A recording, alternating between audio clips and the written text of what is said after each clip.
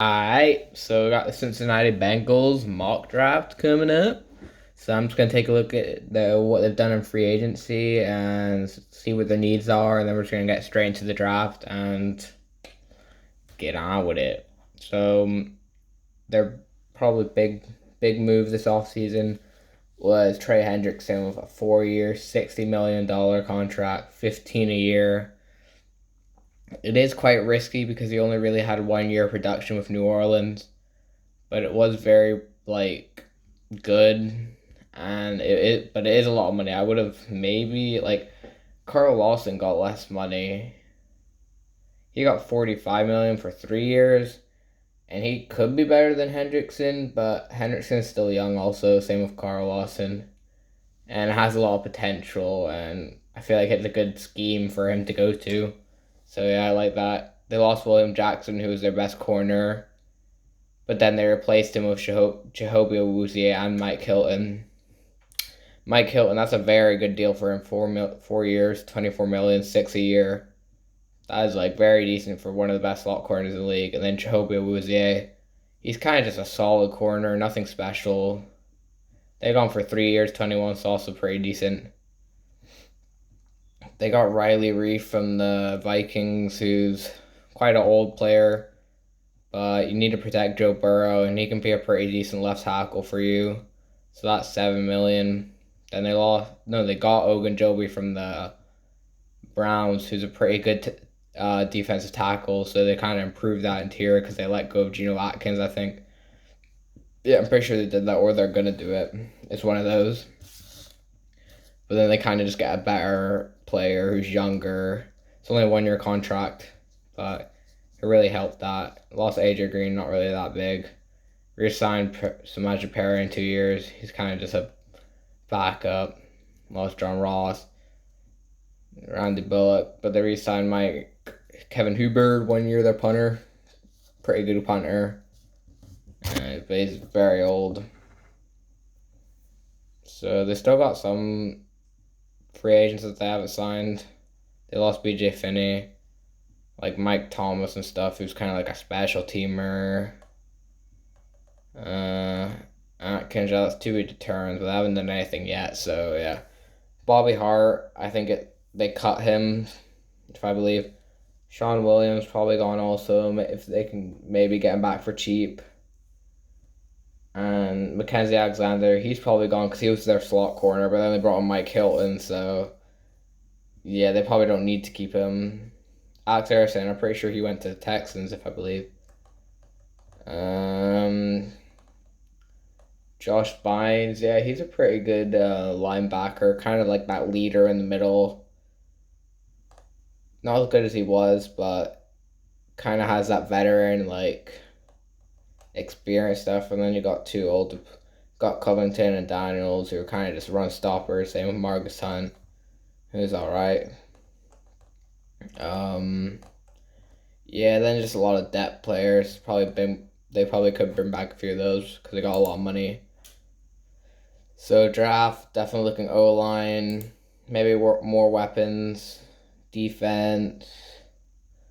So yeah, so we got the pick right now. Penei Sewell just went front.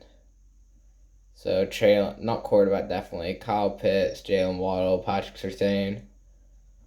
I'm probably gonna go Kyle Pitts. Just such a versatile tight end. They don't have much at tight end. They got CJ Uzama, but that's kind of it. And they re-signed the other dude. But Kyle Pitts, he can play all over the place. Play a receiver, tight end. One of the best all-around players in the draft. And kind of bailed out Kyle Trask to make him look good, which is very, inspiring for him. So he's a very good player. Jeez, imagine the Saints get Caleb Farley at 28. I love that. Okay, so pick 38. Maybe O-line, probably.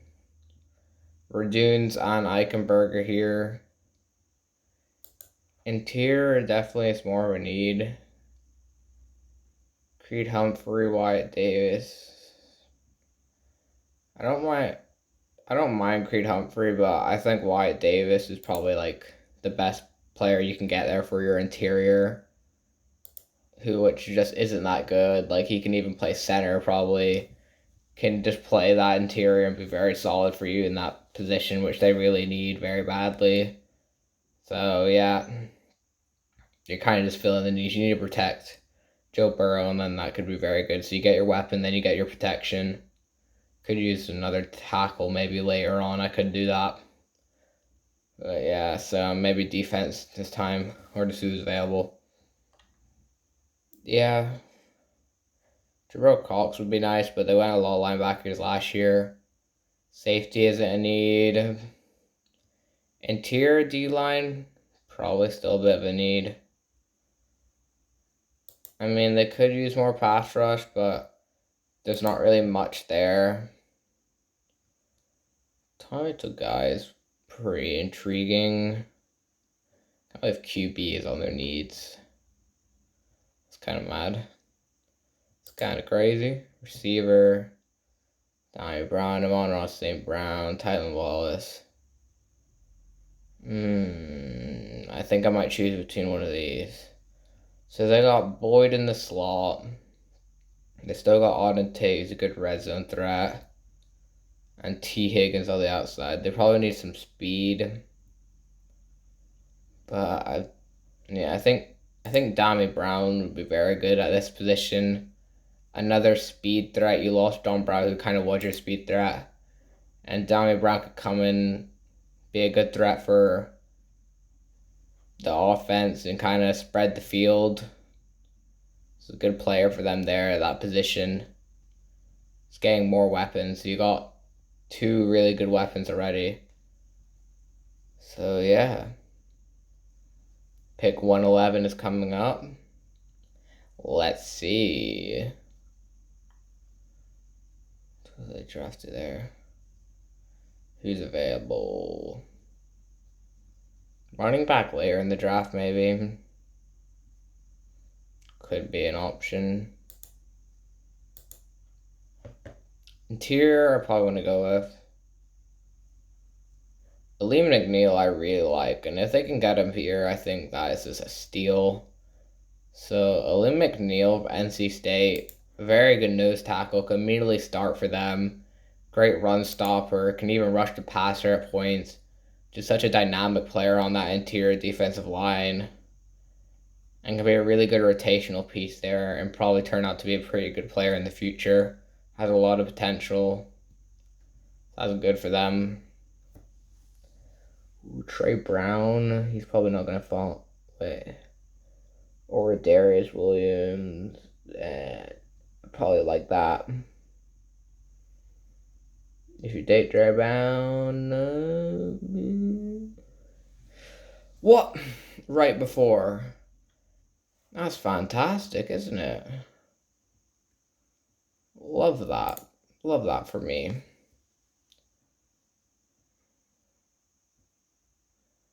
Darius Williams, Ambry Thomas, probably who I'm choosing. Darius Williams, their corner group's pretty good right now, but yeah, I think he can get better. You got some older players there, so you get Darius Williams, could be your future in that cornerback, even coming if injuries happen, because like Trey Waynes and that. He's like some kind of injury prone, so you're just getting more weapons. Not weapons, they're not on the freaking offense. So yeah. Joshua Mortabe. Receivers are always falling this. It's kind of mad. Kind of crazy. Kind of stupid. I don't know who I'm going to go with. I haven't gone a lot of line. Maybe interior. So we're on the board.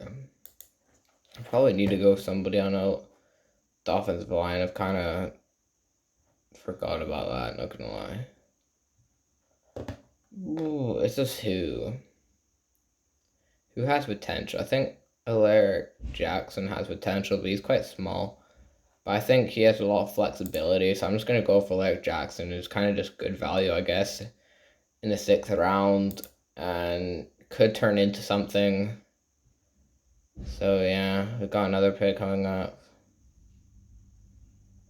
I think if there's any decent linebackers, KJ Bray, he's kind of just a natural linebacker. Like probably most typical linebacker in the whole draft. But I don't think I'm going to do that. So they do like to use safeties. Damn, there's a lot.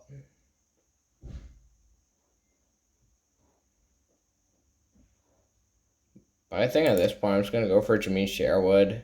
I think he probably would be good when you put him in, when you want to put in 3 safeties like they do, or just subbing people in out or people get injured. He could be really good because you don't have a lot of depth at safety.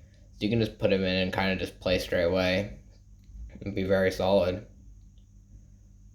Okay, is this our last pick? Is either our last or second to last? Thinking maybe running back, backup quarterback. It's not a horrible decision. Keem Boyd, Elijah Mitchell. He would be a good compliment. CJ Verdo would probably be a better compliment.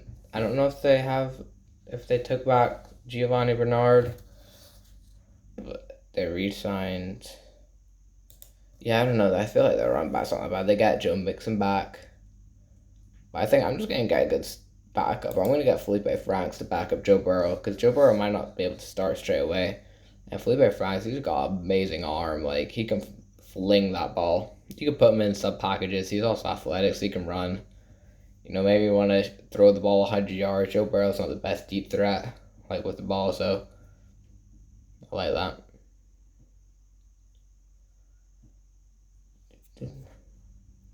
Okay, let's look at our pick. So first pick, Kyle Pitts. Yeah, you're just getting that versatile weapon, play all over the field on the offense. Just getting a very good weapon. And then Wyatt Davis in the second round. Immediately improved the offensive line that was very bad. Can start straight away and it'll be better than pretty much anybody they've got on that line. And they re-signed Quinton Spain, who can play the other guard. You're kind of making that line pretty good, and you can also play a bit of center.